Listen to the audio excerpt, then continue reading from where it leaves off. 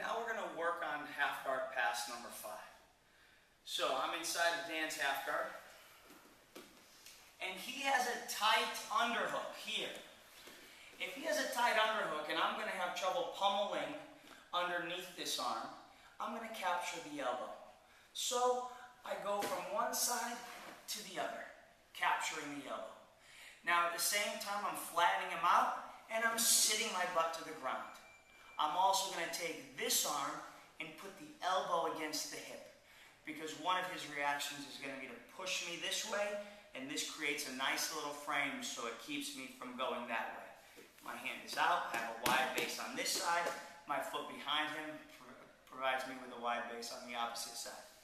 And again, I'm really tight on his elbow, not on his shoulder. The higher up I am on his shoulder, the more leverage he has to reverse me here. Now usually what's going to happen is that he's going to be uncomfortable and he's going to start to pull this arm free.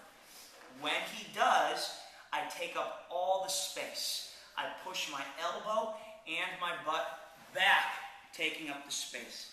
I also keep my head down. If my head is up, he's going to be able to reverse me. So I keep the head down.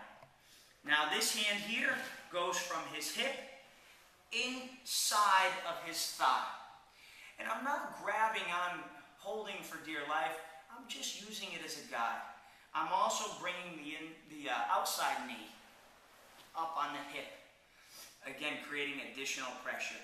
Even though I'm talking right now to the camera, my head should be down. All right, so here I am. Now from here, one thing that people get confused on is they try to force it. And I'm not going to force it. This is a waiting man's game. So I'm patient.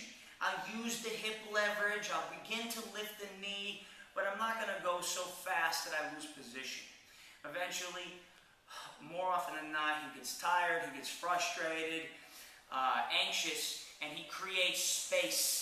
That's when I bring the foot out. I create a wide base behind me. I release the guide on his leg and I grab the toes and bring them across his hip. From here I cut to the full mounted position. Flaring the elbows, heavy on the chest. I can always go to a cross mount,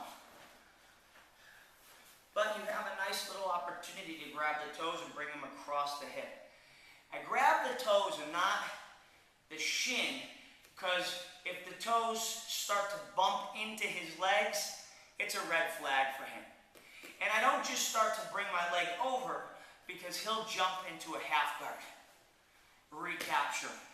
So what I do is I grab the toes and I bypass everything into the mounted position. And that's move number 5 for our pass and a half guard sequence.